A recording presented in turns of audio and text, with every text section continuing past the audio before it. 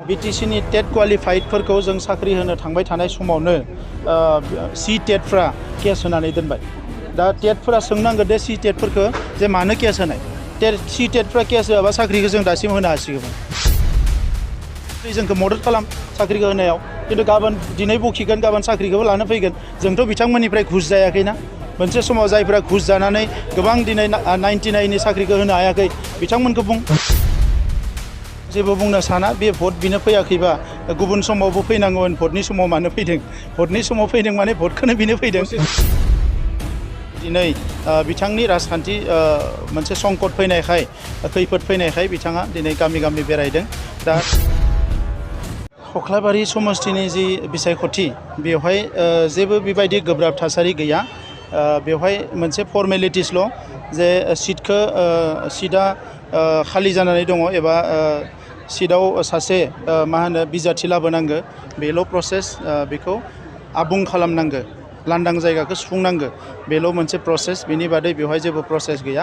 दा नंखायनो दिनै फुंनिफ्राय जिखिनि मिटिं जादों बेवहाय गासैबो जों जायफोरखौ हांख्राय हरदों, जिमान क्लाब स्लाब दङ बिसोरजों रायलायनाय जाबाय, बुथ कमिटिफोरजों रायलायनाय जाबाय। बेलासियाव गामिनि माखासे आफादगिरि नेहाफादारिफोरजों रायलायनाय जागोन। आरो जिखिनि रिपर्ट दासिम फैदों प्राय 90% भट UPPL BJP आरो GSPनि जि बिजाथि बेनो मोनगोन आरो गोबां भटआव देरहानो हागोन।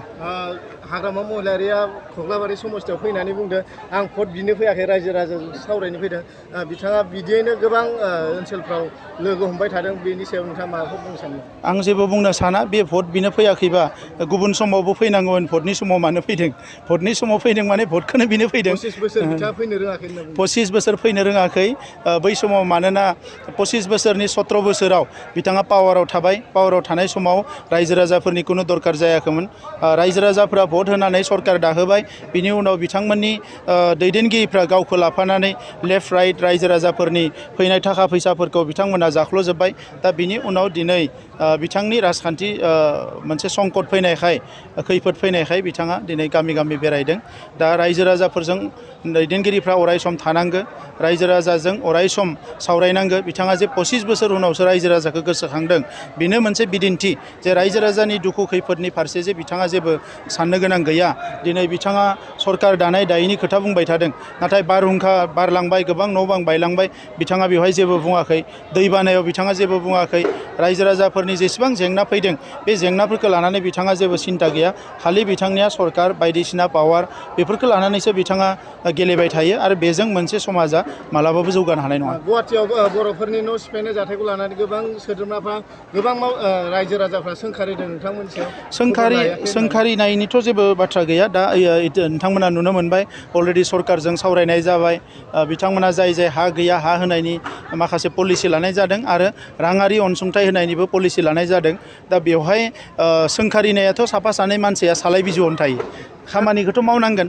दिनै खामानिया मावबाय, लोगो लोगोनो गैला, मा खालामनो हानो? सोंखारिनोल'सो हायो। मोजां खामानि मावबा एनकारेजबो खालामनांगौ, गाज्रि खामानि मावबा सोंखारिनांगौ। दा बेवहाय बिथांमोना जिफोरखौ बुंदों दा बेफोर खोथाफोरा खुनु बेस गैया। बिटिसिनि गोबां टेट क्वालिफाइडफोरा बुंदों आसामाव खेबनै खेबथाम एपइन्टमेन्ट होबाय, नाथाय बिटिसिआव मानि थाखाय होआखै होननानै बिथांमोना बुंदों। बिटिसिनि टेट क्वालिफाइडफोरखौ जों साख्रि होनो थांबाय थानाय समावनो सी टेटफ्रा केस होनानै दोनबाय। दा टेटफोरा सोंनांगौ दे सी टेटफोरखौ जे मानो केस होनाय। सी टेटफ्रा केस होआबा साख्रिखौ जों दासिम होनो हासिगौमोन। दा नंखायनो सी टेटफोरखौ उइथड्र' खालामनो थाखाय बिथांमोननि केसखौ फोजोबनो थाखाय हाइकर्टआव जों नांगासिनो दङ। आरो गाबोन समफोर दिनै जोंखौ बखिदों, गाबोन समफोर साख्रिखौथ' बिसोरनो मोनगोन ना।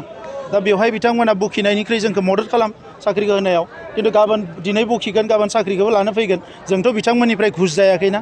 मोनसे समाव जायफ्रा घुस जानानै गोबां दिनै 99नि साख्रिखौ होनो हायाखै बिथांमोनखौ बुं।